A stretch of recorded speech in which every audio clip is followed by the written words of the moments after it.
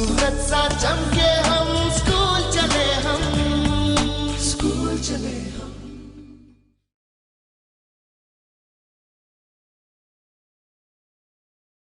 बच्चों, मेरा नाम रामचंद्र पाठक है और मैं आज आपको संस्कृत विषय का अध्यापन कराऊंगा।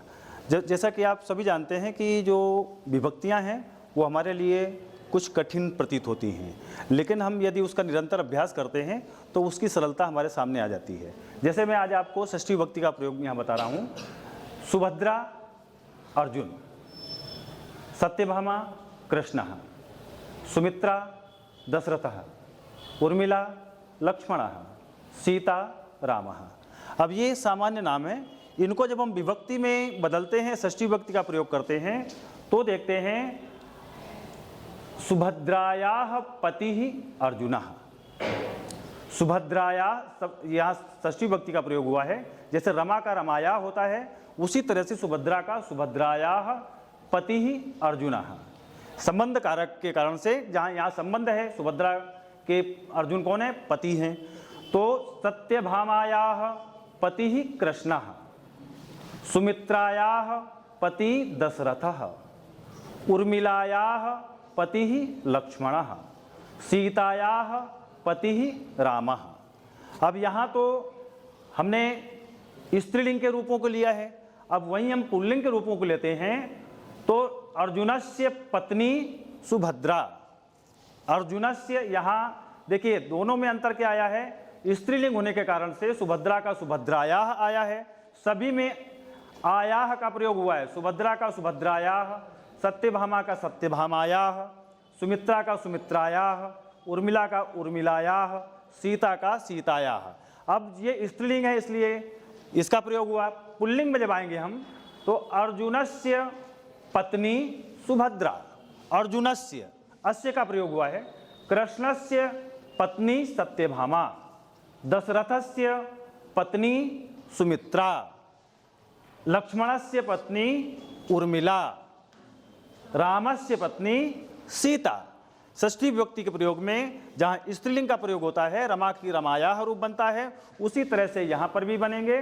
और यदि पुल्लिंग का होता है तो राम का रामस्य, उसी तरह से अर्जुनस्य, कृष्णस्य, दशरथस्य, लक्ष्मणस्य, रामस्य। इन सभी विभक्तियों के रूपों को हमको याद करने की आवश्यकता नहीं है।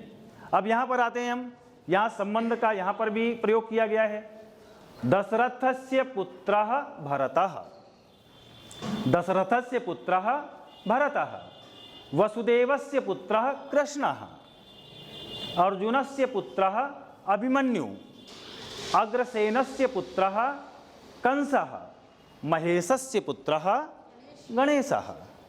अब हम यहाँ से प्रयोग करके बताएंगे। संबंध महेश का संबंध गणेश से है, ऐसे इस संबंध कारक होता है इसमें। अब यहाँ से देखते हैं, भरतस्य पिता दशरथः, भरत के पिता दशरथ, कृष्णस्य पिता वसुदेवः, अभिमन्युस्य पिता अर्जुनः, कंसस्य पिता अग्रसेनः और गणेशस्य पिता महेशः। तो संबंध का, जिससे संबंध स्थापित किया जाता है, वहाँ षष्ठी विभक्ति का प्रयोग किया जाता है। अब हम आगे चलते हैं। अब यहाँ फिर हम स्त्रीलिंग और पुल्लिंग के दोनों रूपों को लेंगे। रामस्य भार्या सीता, भार्या का मतलब क्या होता है? पत्नी। लक्ष्मणस्य भार्या उर्मिला, दशरथस्य भार्या कौसल्या, शिवस्य भार्या पार्वती और दुष्यंतस्य भार्या शकुंतला। अब हम यहाँ से लेते हैं, संबंध यहाँ से स्थापित करेंगे तो शकुंतलायाः पतिः,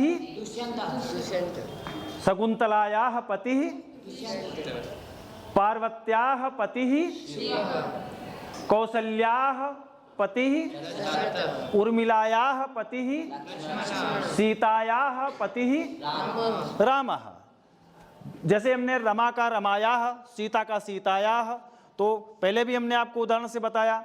यहाँ पर जब अकारांत के रूप होंगे तो अस्य का प्रयोग होगा, राम का रामस्य, लक्ष्मण का लक्ष्मणस्य, दशरथ का दशरथस्य, शिव का शिवस्य, दुष्यंत का दुष्यंतस्य। और जब स्त्रीलिंग का प्रयोग होगा तब यहाँ पर आयाह का प्रयोग किया जाएगा। जैसे सीता का सीतायाः, उर्मिला का उर्मिलायाः, कौशल्या का कौशल्याः, पार्वती का पार्वत्याः और शकुंतला का शकुंतलायाः। ठीक है, यही अगला हम देखते हैं। यहाँ पर हम आपसे कुछ प्रश्न पूछेंगे, आप लोग बताइएगा। जैसा कि हमने पहले उदाहरणों में लिया है, तो यहाँ हम आपसे कुछ प्रश्न पूछ रहे हैं, आप उन प्रश्नों को बताइएगा। जिसको आता हो वो बिल्कुल बताएं, है ना। अब ये दशरथ है, तो इसमें षष्ठी विभक्ति का प्रयोग करना है, तो कैसे करेंगे। हमने सारे पुल्लिंग के रूपों को लिया है। दशरथ का क्या हो जाएगा, दशरथ का क्या, कौन बताएगा। दशरथ का दशरथस्य, दशरथ का क्या होगा, शंकर का क्या होगा, शंकरस्य। गुड। वासुदेवस्य का क्या होगा, उत्तान पादः का क्या होगा, धृतराष्ट्र का क्या होगा, और राम का क्या होगा, गुड। फिर यहाँ पर गणेश का क्या होगा, कृष्ण का, ध्रुव का, दुर्योधन का और कुश का। ये इस तरह से हम केवल एक विभक्ति को जब याद करते हैं तो सारी विभक्तियों के रूप, हमें सारी विभक्तियां याद नहीं करना है। हम परेशान कब होते हैं, जब हम देखते हैं कि बहुत सारी विभक्तियां हमारे पास दी गई हैं, तो उन सारी विभक्तियों को न याद करके हम उसके फार्मूलों को याद करते हैं, तो ये हमारी समस्या का निदान हो जाता है। चलिए आगे हम और देखते हैं। फिर उन्हीं के कुछ उदाहरण हम और ले रहे हैं यहाँ पर। रामस्य पिता दशरथः, रामस्य पिता दशरथः, लवस्य पिता रामः। अगला कौन बताएगा, वापस फिर से बोलिए। भरतस्य पिता हनुमानस्य पिता, गणेशस्य पिता, शिवस्य पुत्रः, शिवस्य पुत्रः, पवनस्य पुत्रः, पवनस्य पुत्रः, दुष्यन्तस्य पुत्रः, रामस्य पुत्रः और दशरथस्य पुत्रः रामः। अब यहाँ हम सारे पदों के षष्ठी विभक्ति के रूप हम आपसे फिर पूछ रहे हैं। आप लोग एक आवाज में बोलिएगा। राम का षष्ठी विभक्ति, गुड।